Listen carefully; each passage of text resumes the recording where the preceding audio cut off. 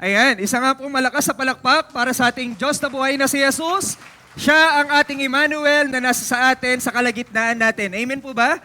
Amen. So mga kapatid, bago tayo magsimula sa umagang ito, ay atin po munang banggitin ang ating panunumpa sa mga oras na ito. Sabay-sabay po nating basahin. Ako ay narito ngayon. Ang puso ko'y binubuksan, ang isip ko ay tinutuon, ako ay makikinig at susunod sa salita ng Panginoon. Amen. Tayo pong lahat ay saglit na manalangin. Panginoon naming Diyos na buhay, maraming salamat po sa umagang ito.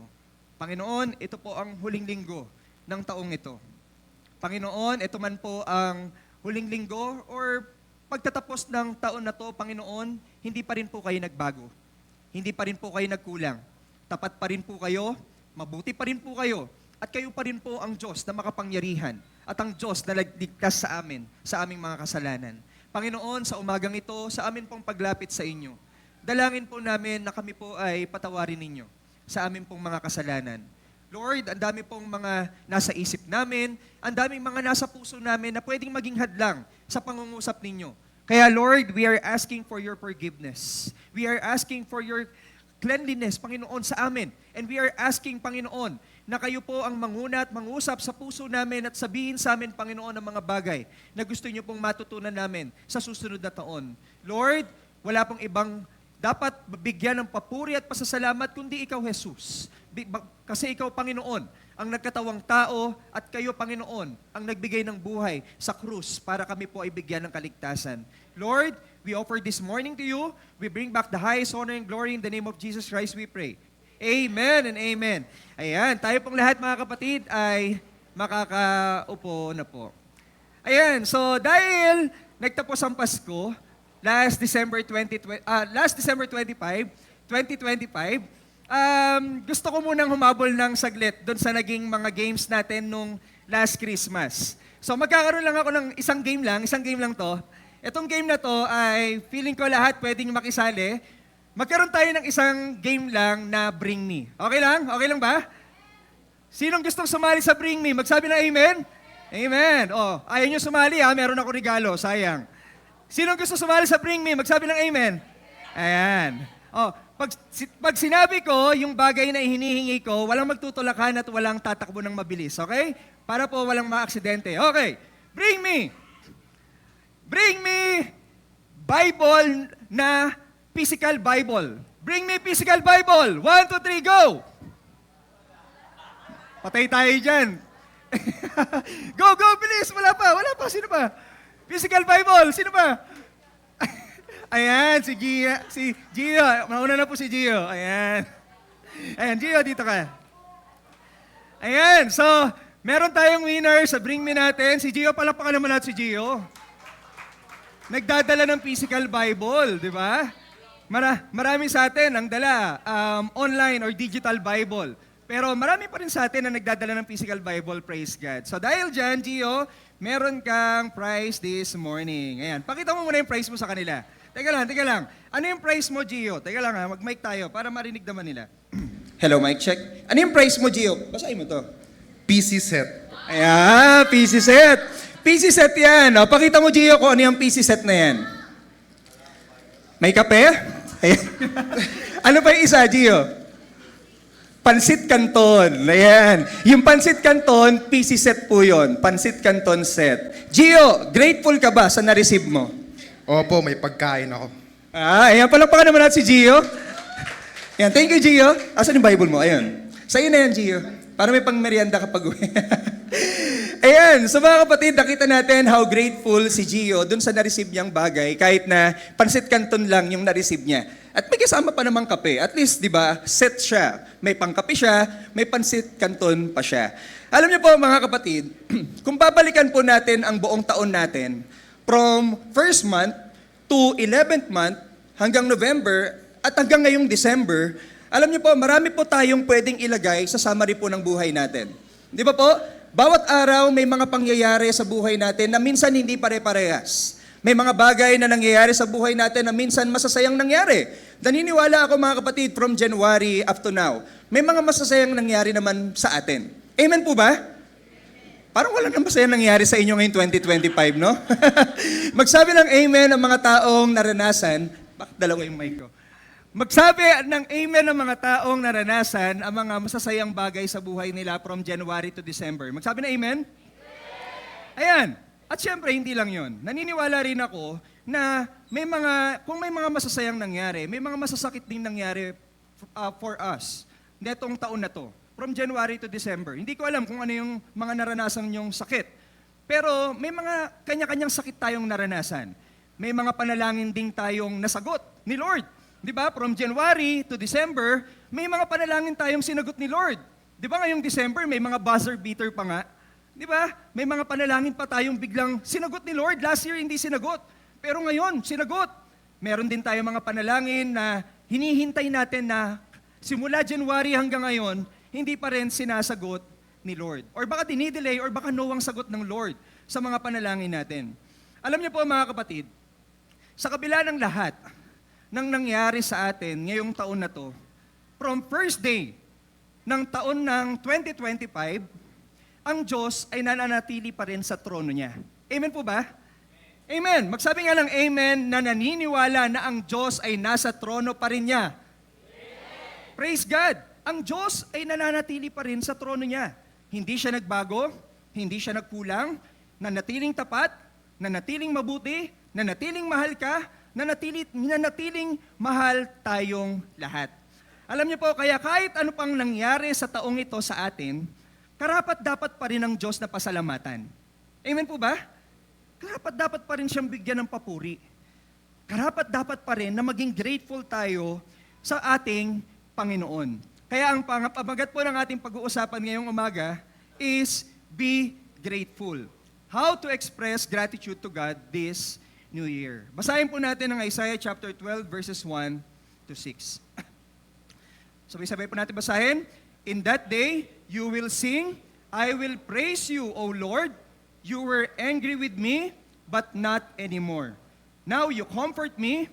See, God has come to save me. I will trust in Him and not be afraid. The Lord God is my strength and my song. He has given me victory. Next verse, please. With joy, you will drink deeply from the fountain of salvation. Verse 4. In that wonderful day, you will sing, thank the Lord. Praise His name.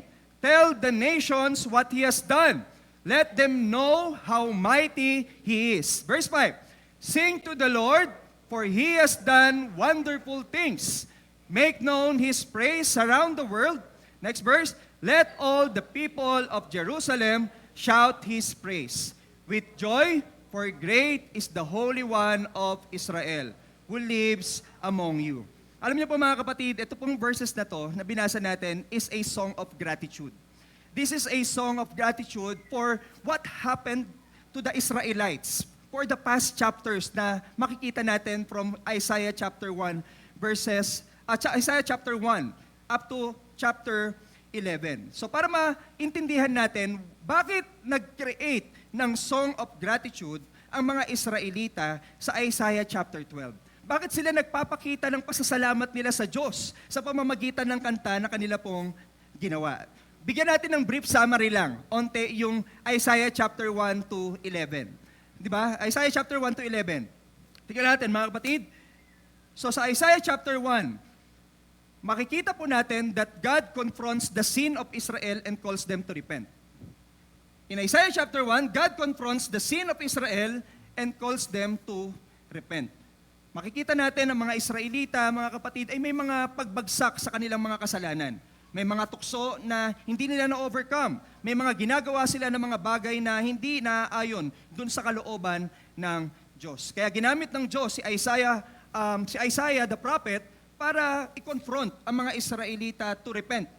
I-confront ang mga Israelita dun sa kanilang mga kasalanan. O, tingnan naman natin ng Isaiah chapter 2 to 5. So in Isaiah chapter 2 to 5, God warns them of their judgment and calls His people to trust Him. Sabi ng Diyos sa kanila, kung hindi kayo magbabago, magkakaroon ng judgment sa inyo. Kung hindi kayo magbabago at hindi titigil sa mga kasalanan, magkakaroon ng judgment sa inyo. Gusto kong magtiwala kayo sa akin. Gusto kong magtiwala kayo sa Diyos. gusto kong bumalik kayo sa Diyos. In Isaiah chapter 6, mga kapatid, makikita natin that God reveals His holiness in Isaiah to serve. Alam natin itong story na to. In this Isaiah chapter 6, nagpakita po si Lord kay Isaiah. Tinawag po ni Lord si Isaiah to serve Him. Tinawag ng Lord si Isaiah to do what God wants para sa kanya. And next is in Isaiah chapter 7 verse to 9, sa Isaiah chapter 7 to 9, God promises His presence and salvation. So dito na po sa chapter na to, pinakita po yung prophecy regarding sa Emmanuel na darating. Nakita ng Diyos na mukhang walang pag-asa itong mga to. Nakita ng Diyos na itong mga to, makasalanan to. Magbibigay ako ng prophecy na may darating ng isang Diyos na Prince of Peace, na darating na Wonderful Counselor, na darating na Everlasting God, na darating na Mighty God. So, pinakita po sa Isaiah chapter 7 and to 9, yung promises ng Emmanuel. And next, yung Isaiah chapter 9 to 10, dumating po ang judgment. Pero meron pa ring hope. Judgment comes, but hope remains. So, ito po yung summary niyan. Judgment comes, but hope remains. And in Isaiah chapter 11, mga kapatid, God promises a righteous king who will rule in peace. Alam niyo po, hindi ko nababanggitin lahat kasi masyado siyang marami, pero makikita natin na ang dami pong nangyari sa mga Israelita from Isaiah chapter 1 to 11. Ang dami po nilang pinagdaanan. Ang dami pong mga bagay na inasahan nilang nangyari, hindi nila inasahan, ginawa nilang sadya, hindi nila sadyang ginawa, mga pangakong dumating, mga prophecy, mga pangungusap ng Diyos. Still, mga kapatid, ang Diyos hindi po nagbago sa kanila. Ang Diyos, binigyan pa rin sila ng pangako. Ang Diyos, binigyan pa rin sila ng pag-asa. Ang Diyos, binigyan pa rin sila ng mga bagay na pwede nilang panghawakan para sila po ay magpasalamat sa Diyos. Alam niyo po sa buhay natin, since January to November, ilang months po ang meron? Ilang months ang meron? 11 months. Doon sa first month to November, mga kapatid, ano yung mga bagay na maiisip ninyo na pwede nyong sabihin na karapat-dapat pa rin ng Diyos na bigyan ng gratitude? Na karapat-dapat pa rin ng Diyos na bigyan ng pasasalamat? Ano yung mga bagay na nangyari sa inyo from first month to 11 month? Naiisip nyo ba? Naaalala nyo ba yung mga panahon na walang-wala kayo pero sinagot ng Lord yung panalangin ninyo? Naaalala nyo ba yung mga panahon na wala kayong trabaho pero binigyan kayo ng Diyos ng trabaho? Naaalala nyo ba yung mga panahon na wala na kayong ibang kakapitan kundi ang Panginoon na lamang? Naaalala po ba natin yon? Alam niyo po, ang mga Israelita, naalala nilang lahat yon. Nakita nilang lahat yon. Kaya in Isaiah chapter 12, mga kapatid, from sin and warning to calling and promise, God leads His people toward salvation. This is why Isaiah chapter 12 becomes a song of gratitude. Kaya naging song of gratitude siya. Kaya sila ay nagpapasalamat sa Diyos sa pamamagitan po ng kanilang awitin or kanilang pagkanta. Ano nga po ba ang gratitude? Ang gratitude ba ay simpleng pasasalamat lang sa Panginoon? Ang gratitude ba ay simpleng pagbibigay lang ng papuri sa Panginoon? Or simpleng pagsasabi, salamat Lord lang sa Panginoon? Alam niyo po, ang gratitude is thankful recognition of God's goodness, even when life is not perfect. Nagpapasalamat pa rin ba kayo sa Diyos or grateful pa rin ba kayo sa Diyos kahit hindi perfect ang buhay natin? Magsabi nga ng amen? Amen. Di ba? Hindi perfect ang buhay natin. Maraming flaws, maraming pagkakamali, maraming hindi magagandang bagay, pero karapat-dapat pa rin siyang pasalamatan kasi nananatili siyang mabuti. Nananatili siyang, mga kapatid, na tapat. Hindi lang yon. Gratitude looks beyond circumstances and focuses on God's faithfulness. Di ba? It looks beyond circumstances. May tanong ako sa inyo. Saan nyo binabase ang kasiyahan ninyo? May tanong ako sa inyo. Saan nyo binabase ang kasiyahan ninyo? Madalas ang tao, binabase ang kasiyahan on what is happening sa surroundings nila. Di ba? Madalas binabase ng tao ang kasiyahan, ng pasasalamat sa kung ano nangyayari sa paligid nila. But the truth is, mga kapatid, gratitude looks beyond circumstances. Sabi sa 1 Thessalonians chapter 5 verse 18, paki-next please. Give thanks in all circumstances, for this is God's will for you in Christ Jesus. Di ba? Kailangan daw nating pasalamatan ng Diyos. We need to give thanks to Jesus Christ sa lahat ng circumstances na meron tayo. Bakit?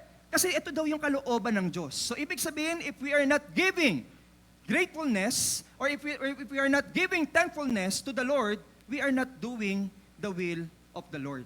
So we must give thankfulness to our God in all circumstances. And gratitude is not only felt. Hindi lang siya nararamdaman. Hindi lang dahil nararamdaman mo na masaya ka, magpapasalamat ka sa Diyos. You must express it in all aspect. You must express it. Gratitude is not only felt, it is expressed. Dapat pinapakita mo. How can you show your gratitude to God this year or this morning? How can you show your gratitude to God? Paano? Sino dito ang masasabi niya na sila ay nagpasalamat sa Diyos kaninang umaga nung sila ay gumising? Magsabi ng amen. Praise God. At least nagpasalamat pa tayo sa Diyos kasi nagising pa tayo, di ba? So, we must express it to our God. So, kahit ano pa mang nangyari, mga kapatid, this year, may dahilan pa rin tayong magpasalamat sa Diyos. So, how can we express our gratitude to God? Based on the verses that we read this morning. Dito sa Isaiah chapter 12. Ano yung pwede nating matutunan para mabigyan ng pasasalamat or gratitude ang Diyos this morning? Basahin po natin, number 1, how can we express our gratitude to God? Praise Him for who He is.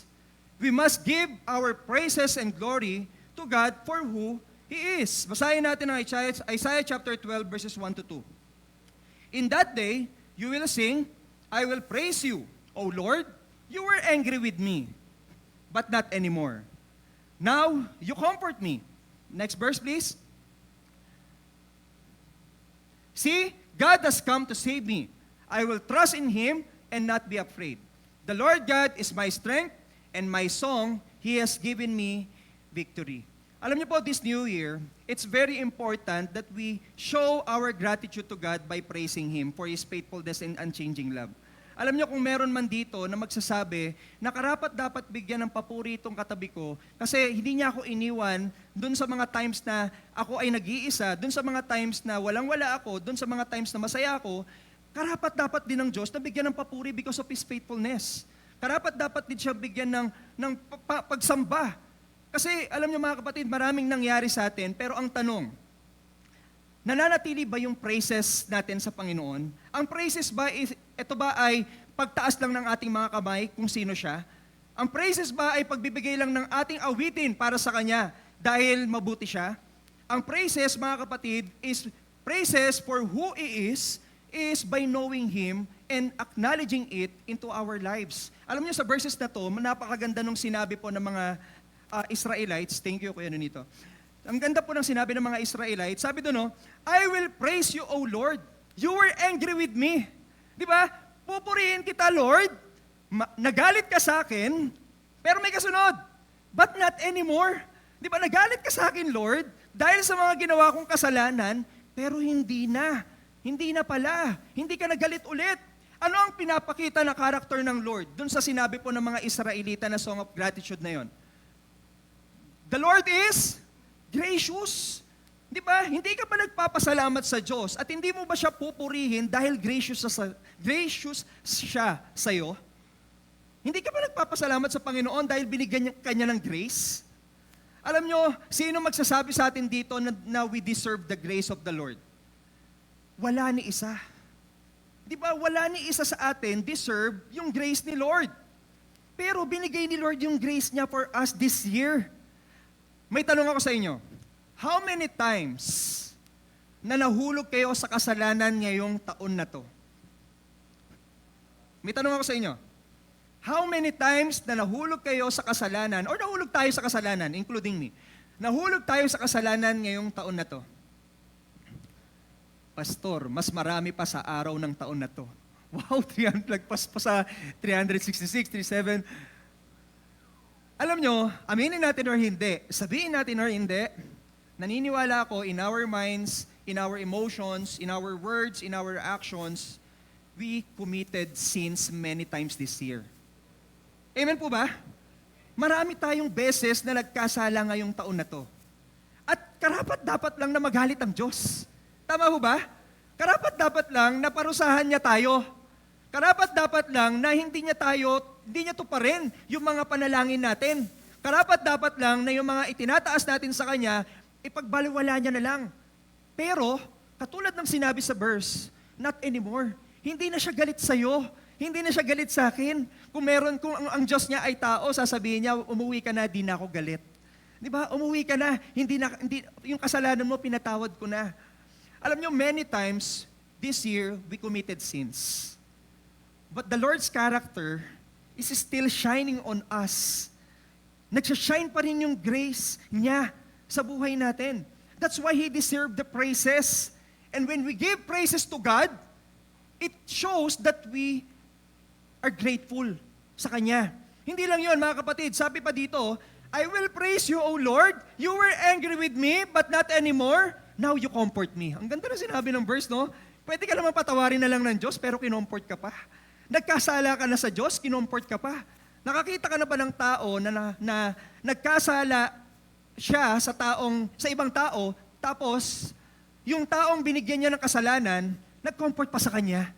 Halimbawa ako, nagkasala ako din sa kaibigan ko. Yung kaibigan ko, minsan nagsinungaling na ako dyan, nagkasala na ako dyan, nagnakaw na ako dyan.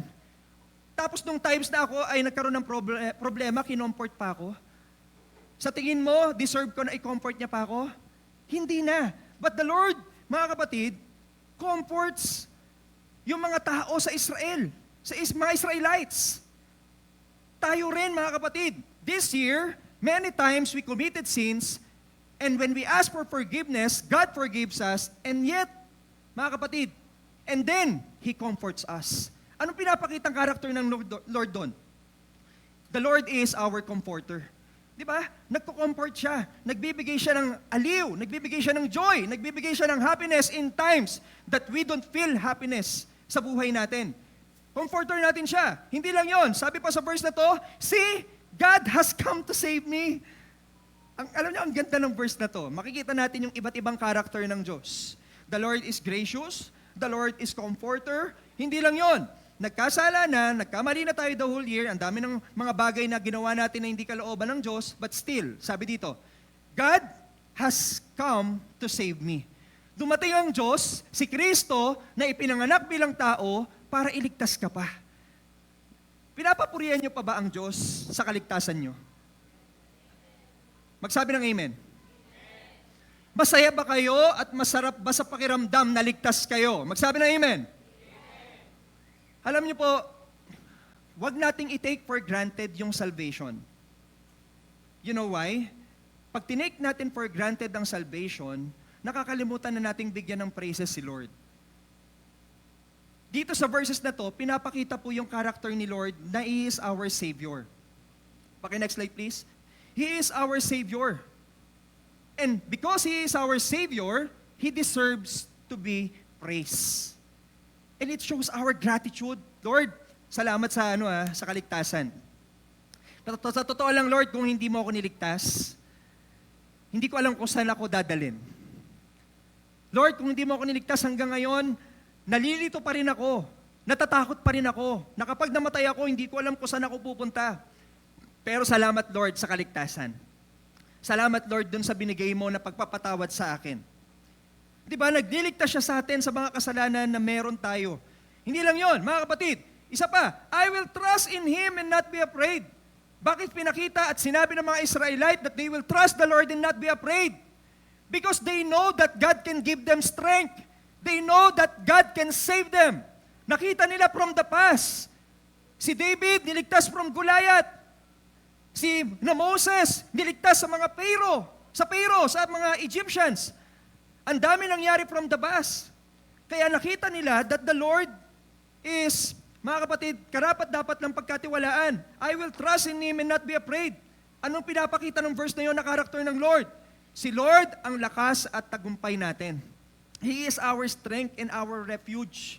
Di ba? The Bible says, God is our strength and our Huge. Ang gandang character ng Lord to, so He deserves to be praised. Hindi lang yon. The Lord is our shield. The Lord God is my strength and my song. He has given me victory. Ang Panginoon pa ba ang shield nyo? Ang Panginoon pa ba ang sa tingin ninyo pumoprotekta sa inyo hanggang ngayon? Amen? Amen. Praise God. Hindi ba sama lahat ng mga bagay na ginagawa natin, ginagamit natin, or mga meron tayo na nagbibigay protection sa atin? Ang daming bagay na pwedeng magprotekta sa atin. Alam natin yan. Pwedeng magbigay ng protection ng shelter, ang bahay, protection ang sasakyan, protection ng insurance, ang bank, and etc. All of those are important. Pero wag nating kalimutan yung pinaka-importante na nagbibigay protection sa atin. Walang iba kundi si Jesus. Hindi lang yon. Alam niyo po sa verses na to, pinapakita that our God is Jehovah Nissi. Alam niyo po ba ang ibig sabihin ng Jehovah Nissi? Jehovah Nissi is our banner. God our banner. He is our victory. Di ba sa isang gera, kapag po merong banner na itinaas, ibig sabihin, ano nangyayari? Di ba may gera?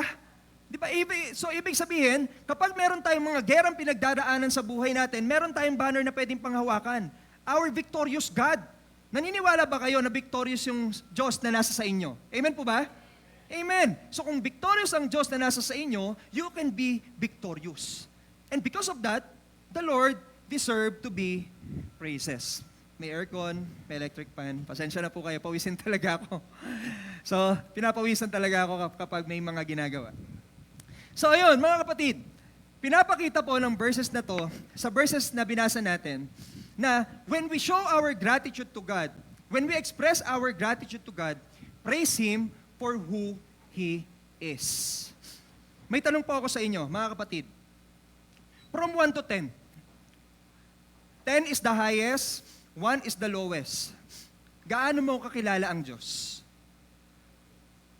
From 1 to 10, this year, gaano mo kakilala ang Diyos? Nadagdagan ba yung pagkakilala mo sa Diyos nung nakaraang taon at ngayong taon? Lord, kilala kita last year as a father, bilang ama. Ngayon, Lord, kilala na kita bilang wonderful counselor. Mukhang isang verse lang binasa mo Isaiah 9:6 lang. Kilala na rin kita, Lord, bilang Prince of Peace, Mighty God. Next year, this year, gaano mo kakilala ang Diyos from 1 to 10? Alam nyo, minsan kaya hindi natin nabibigay yung praises kay Lord sa buhay natin. Alam nyo kung bakit minsan hindi natin na ipapakita yung praises kay Lord? Kasi hindi natin siya kilala. Hindi natin alam kung ano yung mga traits ng Diyos. Hindi natin alam kung ano yung mga characteristics ng Diyos. So to know the characteristics of God, alam niyo po ngayong taon na to, this 2026, alam ko marami tayong New Year's resolution. Nakabili na ba kayo ng planner? Nakabili na ba kayo ng planner? Sino dito nakakuha na ng planner sa Starbucks? Magsabi ng totoo. May mga nakangiti. Pastor, 3,000 na yung ginastos ko sa kape. Nakakuha na ako ng Starbucks ko, planner. Alam niyo, marami tayong New Year's resolution this year. Hindi masama yun, next year. Hindi masama yun. May New Year's resolution kayo for your family, may New Year's resolution kayo sa mga trabaho ninyo, sa pag-aaral ninyo, sa mga personal desires and goals. Pero alam niyo po, isa sa mga pwede nating maging New Year's resolution na dapat hindi natin makalimutan, is yung New Year's resolution na basahin natin yung Biblia natin. Di ba? Hindi madaling alam niyo po, maraming distractions. Maraming pwedeng maging struggles. Maraming pwedeng maging hindrances to read our Bible. Pero nawa, maging New Year's resolution natin ito at pilitin natin at gawin natin yung best natin na maging New Year's resolution natin ang pagbabasa ng Bible. This 2026, make it your New Year's resolution to read your Bible. Because when we read the Bible and when we read more the Bible, doon tayo po mas nakakakilala sa Diyos. Doon po natin siya mas nakikilala. Doon po natin mas nalalaman yung mga bagay na ginagawa ng Diyos. Alam niyo kung bakit minsan masyado tayo nag-worry to many things in our lives? Alam niyo po kung bakit? Kasi hindi natin alam na ang Diyos ay nagpo-provide. Di ba, nag-worry ka sa financial. O bakit ka nag-worry? Kasi hindi mo alam that Jesus or our God is Jehovah Jireh, na nagpo-provide pala talaga siya. Kaya masyado tayo nag-worry tuloy kasi hindi natin siya kilala. Minsan nag-worry tayo or minsan hindi tayo makapagpatawad. Bakit? Kasi hindi natin alam na ang Diyos pala mapagpatawad. Minsan hindi tayo makapagbigay ng love to the other people. Kasi hindi natin alam na yung Diyos nagbibigay pala ng love sa atin. Alam niyo po, hanggat hindi nyo binabasa ang Biblia, hindi natin siya makikilala. Maganda na mayroong mga tao na nagsishare ng kanilang experiences patungkol sa Bible sa inyo. Pero, alam niyo po na itong Christianity, it is not a group relationship. Christianity is a personal relationship. Ibig sabihin, personal, you have to know Jesus. Hindi, maganda yung group. Magkaroon tayo ng Bible study, fellowship, and etc. But personal. You have, mga kapatid, to make an effort to know Jesus. Para, mas mabibigay natin yung praises and gratitude sa Kanya. Mas makikilala natin siya. So ang Panginoon natin deserves to be praises in our words. Our God deserves to be praises in our hearts kahit sa gitna ng challenges. Marami tayong challenges this year, but I know, pinakita ng Lord kung sino siya sa'yo. Amen po ba? Minsan may narinig ako na kwento ng isang kabataan. Sabi niya, hindi niya daw na-experience ang pagmamahal ng isang ama. This year lang yon. Hindi niya daw na-experience ang pagmamahal ng kanyang magulang. Pero alam niyo daw po kung anong pagpapakilala sa kanya ng Diyos? Diyos Ama. Nakilala niya ang Diyos bilang Diyos Ama. Alam niyo po ako personally, ang pagkakilala ko sa Diyos, Diyos na napakabuti. Diyos na napakabuti. Kasi personal ko yon, na naranasan from Him. Eh ikaw, ang tanong ko sa inyo, anong pagkakilala mo sa Diyos? Ano yung personal na masasabi mo na kapag tinanong ka, ano ang Diyos para sa'yo? Or sino ang Diyos para sa'yo? Ano yung personal na masasabi mo na ang Diyos ay sino? May masasabi ba tayo? May mababanggit ba tayo? Alam niyo po kapag may nabanggit tayo, praise God. Kung hindi ba natin alam kung sino siya, hindi pa huli ang pagkakataon na to. There's always a chance. Diba? There's always a chance to know Him and to give praises to Him.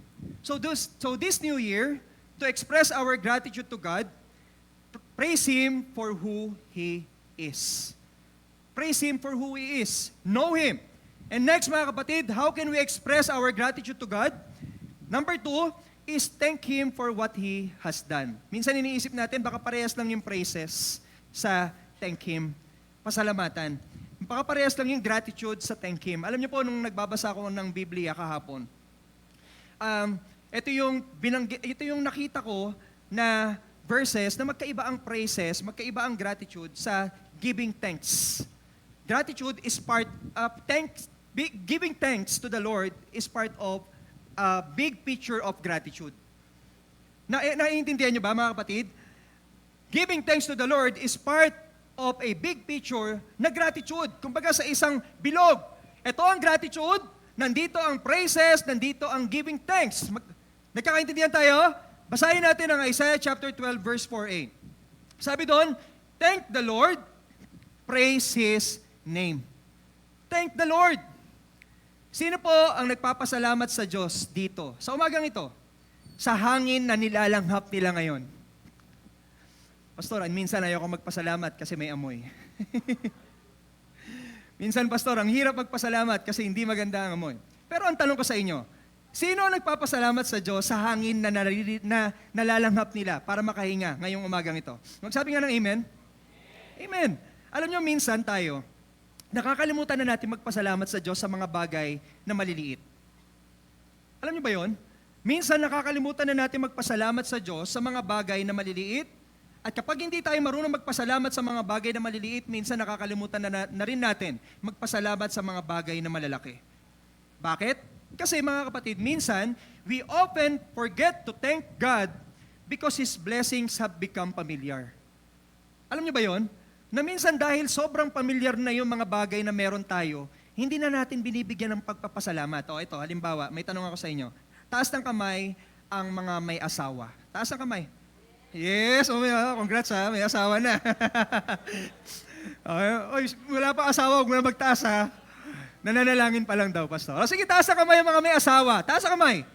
Ayan, praise God. Oh, may tanong ako sa inyo. Nagpapasalamat ka pa ba na napangasawa mo yung asawa mo ngayon? Yung asawa ko, sabi niya. Nagpapasalamat ka pa ba na yung taong katabi mo, na asawa mo, pinagpapasalamat mo pa ba yan sa Diyos? Yes, praise God. Di ba? Alam nyo, minsan, dahil sobrang pamilyar ka na doon sa taong kasama mo, for the past years, 10 years, 5 years, 30 years, 20 years, nakakalimutan na natin pasalamatan si Lord na binigay siya sa atin. Di ba minsan sinasabi na natin, Lord, sana hindi mo na lang siya binigay. Lord, sana hindi na lang siya dumating. Lord, sana hindi na lang siya nangyari sa buhay ko. Pero alam niyo mga kapatid, dahil sobrang pamilyar tayo, nakakalimutan na natin na dapat palang pasalamatan din natin yung asawa natin. O tignan niyo yung asawa niyo, tignan niyo.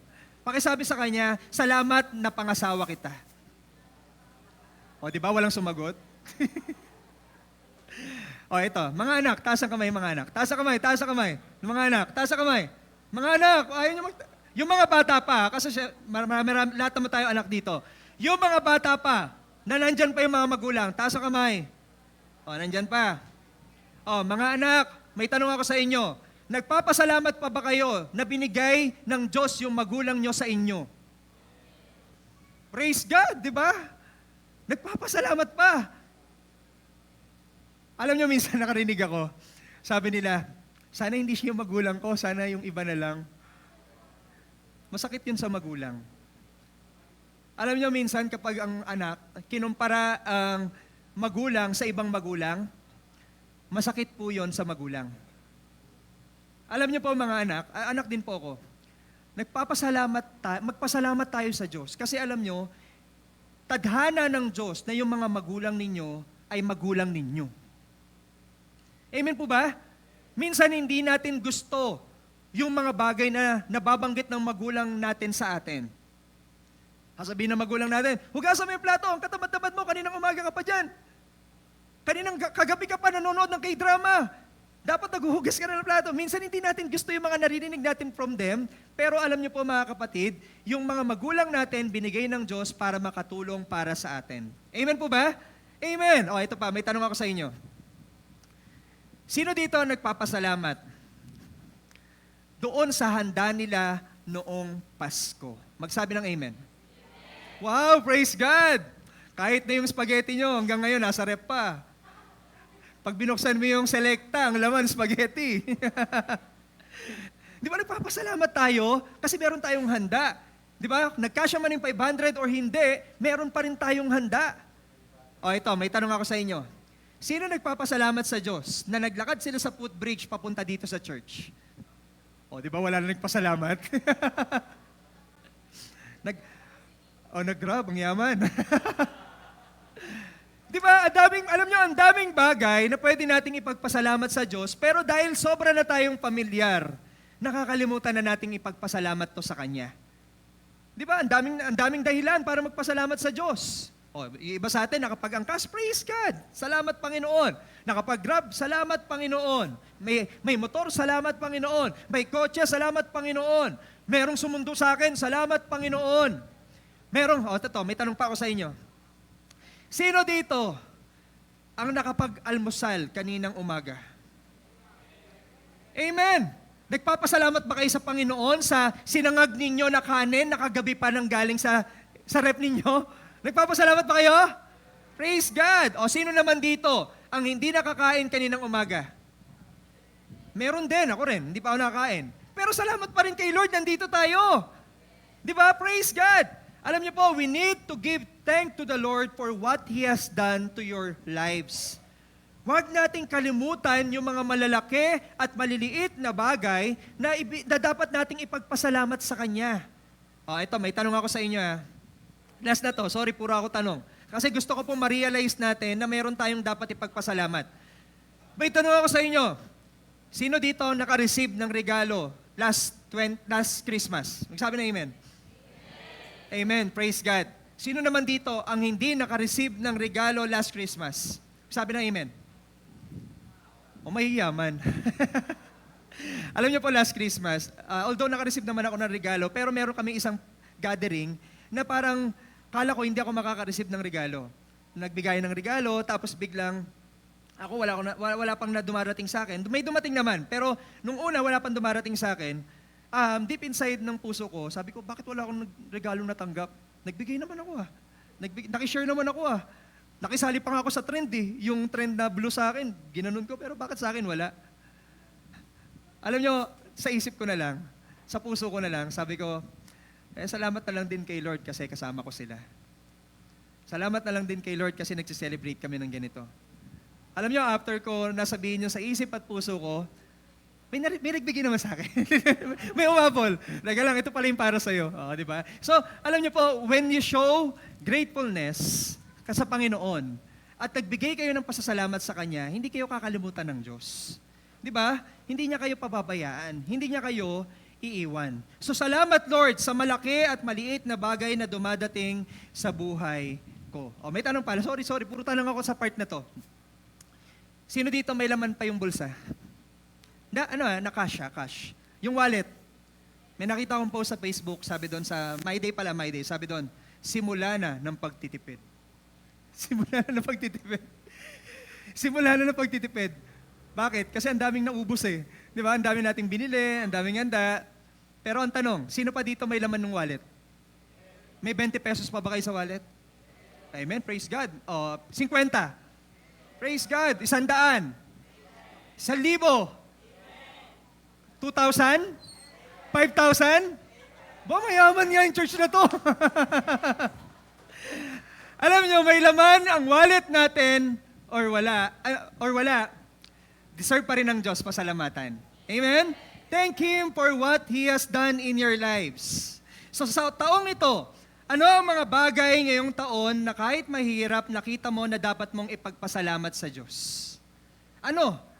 Isipin ninyo, alam ko may nilagay ako dyan sa mga papel ninyo na isulat ninyo yung mga bagay na nakita mo na kahit mahirap, deserve pa rin ng Diyos na pasalamatan siya. Ano sa tingin ninyo? Isulat po natin ito. Ibigay pa rin po natin sa Kanya ang papuri at pagpasalamat. So pwede nating sabihin kay Lord, Lord, thank you Lord, hindi lang sa magagandang bagay, kundi sa lahat ng nangyari dahil Ikaw pa rin ang Diyos na mabuti at tapat. So that's number 2 mga kapatid.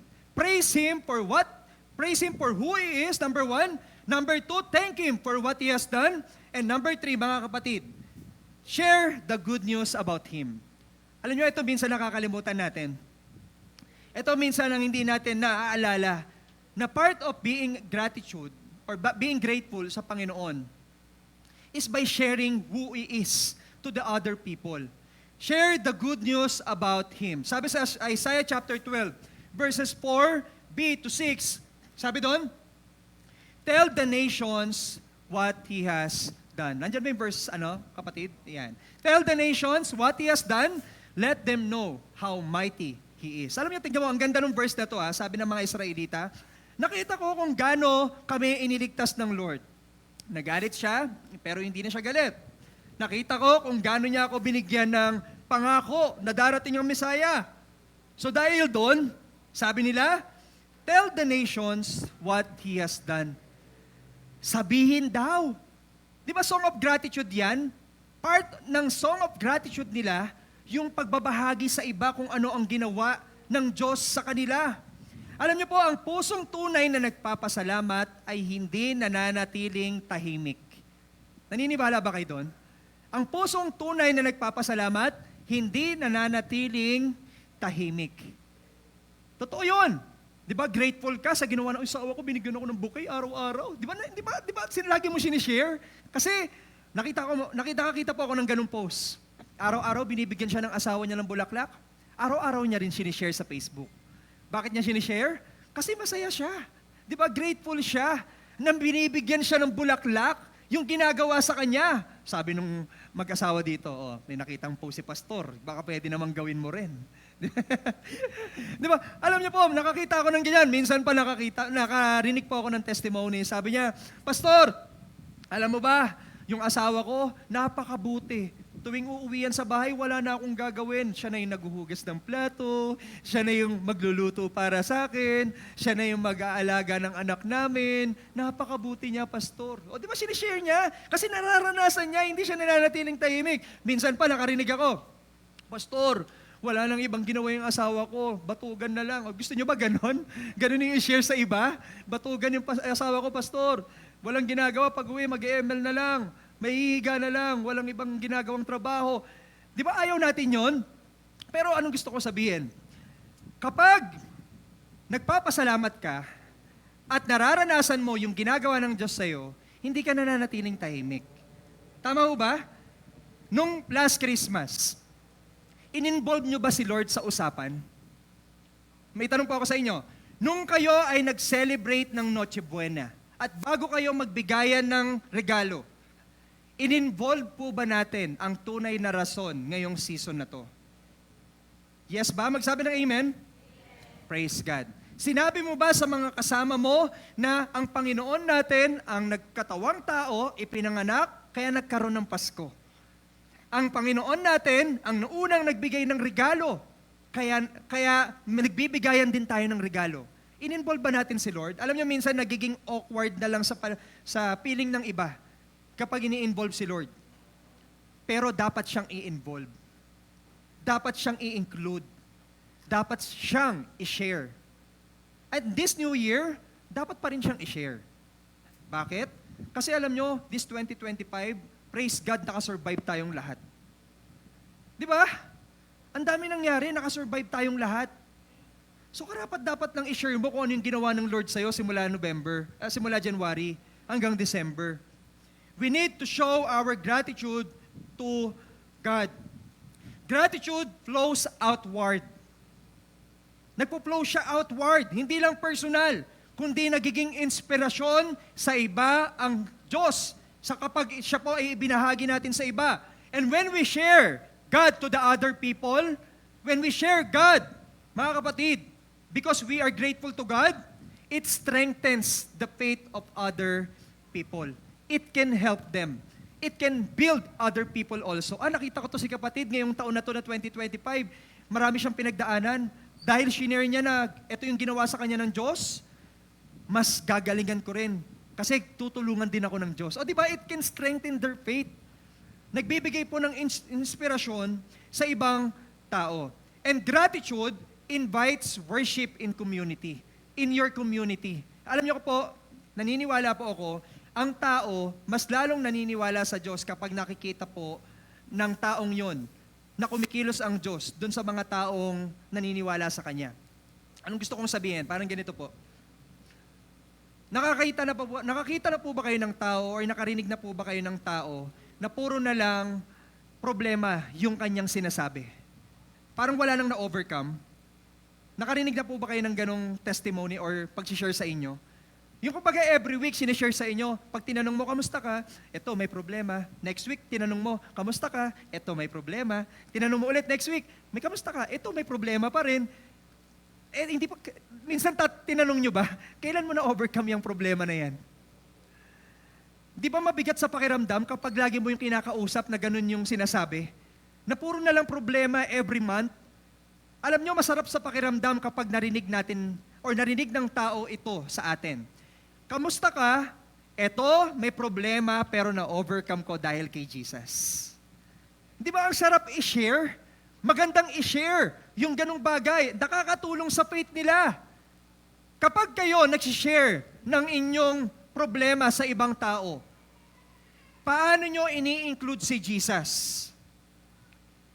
Paano nyo ini-include ang Diyos? Alam nyo, nabibase ang kanilang inspiration sa atin doon sa pag-share natin kay Jesus. I-include natin si Lord. Alam niyo po mga kapatid, may tanong po ako sa inyo. Tanong na naman. Bakit ako tanong ng tanong? Kasi this is gratitude. We must be grateful. May tanong ulit ako sa inyo. Nung nag-provide ang Lord, doon sa mga times na walang-wala ka, shinare mo ba to sa iba? Nag-share ka ba sa iba? Magsabi ng amen. Amen. Praise God. Hinighlight nyo ba si Lord o hinighlight nyo ang sarili ninyo? Magsabi ng amen na hinighlight si Lord. Amen. Praise God. May tanong ulit ako sa inyo. Nung kayo ay nakaranas ng matinding pagbagsak sa kasalanan, tapos na-overcome nyo at nakatayo kayo ulit, shinare nyo ba to sa iba? Magsabi ng amen. Okay, doon na tayo nahihiya. Kung shinare natin to sa iba, praise God. Kasi it will strengthen their faith. May tanong ulit ako sa inyo. Nung dumating ang pandemic nung last 2020, at tinulungan kayo ni Lord na hindi magutom, shinare nyo ba to sa iba? Magsabi ng amen. Amen. Praise God. Nung nawala ang church natin, tapos lumipat tayo kung saan-saan, tapos bumalik tayo ulit dito, shinare nyo ba ang ginawa ni Lord sa iba? Magsabi ng amen? Alam nyo po, one way to show our gratitude to God is to share Him. Share the good news about Him. Nung kayo ay niligtas ng Lord sa kasalanan at wala na kayong guiltiness sa puso ninyo, shinare nyo ba to sa iba? Ang ginawa ng Lord? Magsabi ng amen. Kung shinare nyo ang Lord, praise God. Sa umagang ito, mga kapatid, sino po ang inilalagay ng Diyos sa puso natin na dapat mong sharean ng good news about Jesus? Meron pa bang part ng family ninyo na hanggang ngayon hindi pa kilala si Jesus? Alam nyo, minsan ang hirap talagang mag-share. Lalo na kung yung part ng family natin, ang hirap sabihin sa kanya na meron totoong Diyos, mahirap talagang i-share. Pero alam nyo po, one way to share the good news to Him, sendan mo na lang ng message sa chat. Kahit naman hindi mag-reply, at least sinend mo. Di ba? Or kaya naman, kung hindi nila talaga ma-include si Lord, at least sabihin mo man lang na, si Lord, tinulungan ako ngayong taon na to. I-include mo man lang. Hindi ka man makapagbanggit ng Bible verses, basta include mo si Lord. Naniniwala ako that when 2 or 3 gathered in His name, He is in the midst of them. So don't forget to include God. Mga kapatid, magbahagi po tayo ng testimony, hindi lang ng mga magagandang bagay, even the challenges. Let's share the challenges na tinulungan tayo ng Lord para ma-overcome. Gawing habit na i-share hindi lang blessings, kundi pati challenges at kung paano tayo tinulungan ng Diyos. Ulitin ko, gawing habit na i-share hindi lang ang blessings, kundi pati challenges at kung paano tayo tinulungan ng Diyos. Alam niyo po, this morning, bago po tayo magtapos, may nakita po akong post sa Facebook. Alam ko, ginawa rin po ito ng lahat. Alam niyo po yung trending sa TikTok ngayon, yung cake. Yung cake, tapos meron kang parang stick, tapos meron parang yung parang nakalagay doon na dedication, na sasabihin mo na, I am grateful to, or I am grateful because. Di ba may ginagawa tayong ganon? Minsan may narinig ako, I'm grateful because of my job. Oh, praise God. May nakalagay pa doon, I am grateful kasi nakaka-travel ako sa iba't ibang bansa. Praise God. I am grateful kasi ang pamilya ko ay nasa sa amin. Praise God. I am grateful kasi marami ng akong ari-arian. Praise God. I am grateful kasi may bahay pa akong tinitiran. Praise God. Alam niyo ngayong umagang ito, yung trend na yun, gawin din natin. Pero isulat nyo na lang, wala tayong cake eh. Bibili sana ako ng cupcake. Kaya lang na-realize ko, ang dami natin. So, so imagine 200 kayo, tapos 10 piso isang cupcake, edi 2,000 na yon. So, gawin natin, isulat natin sa papel, mga kapatid, I am grateful to God because. Bakit ka grateful sa Diyos? I am grateful to Jesus because.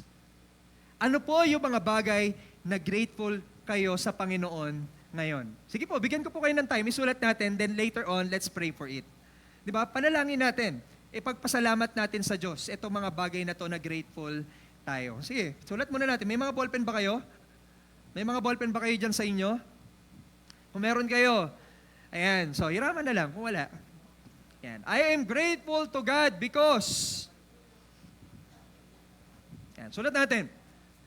Bigyan ko kayo ng time. 1 minute na lang kasi yung time natin medyo ano na. Then let's pray for it.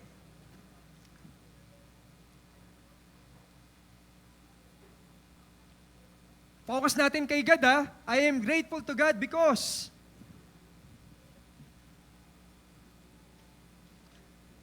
yan.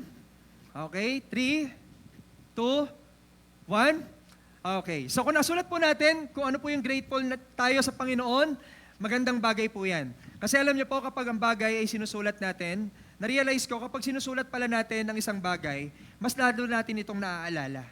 Mas lalo natin itong natatandaan.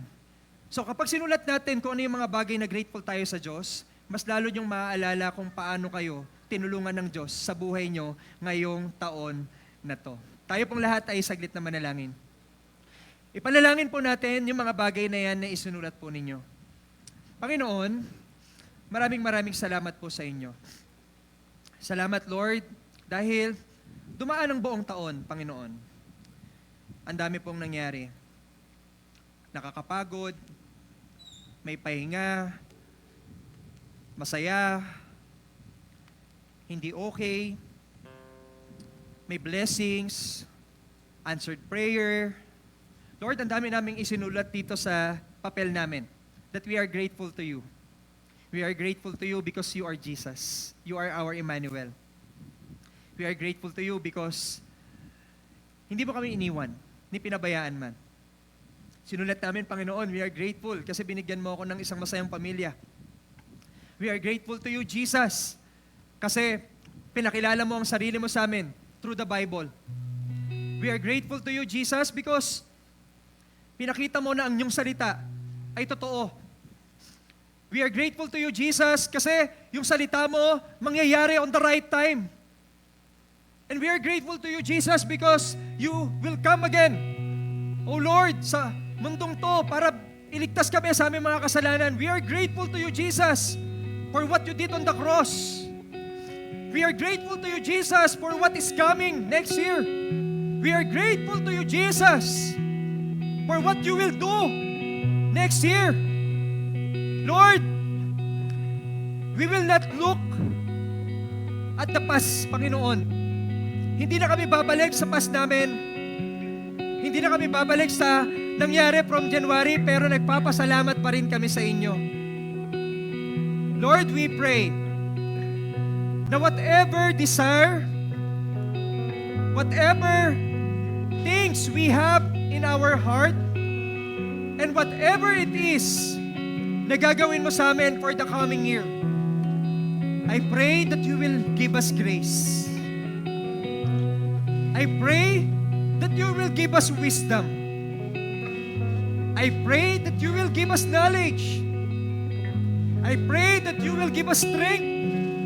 And I pray, O Lord Jesus, that we will not forget you in everything that will come sa buhay po namin.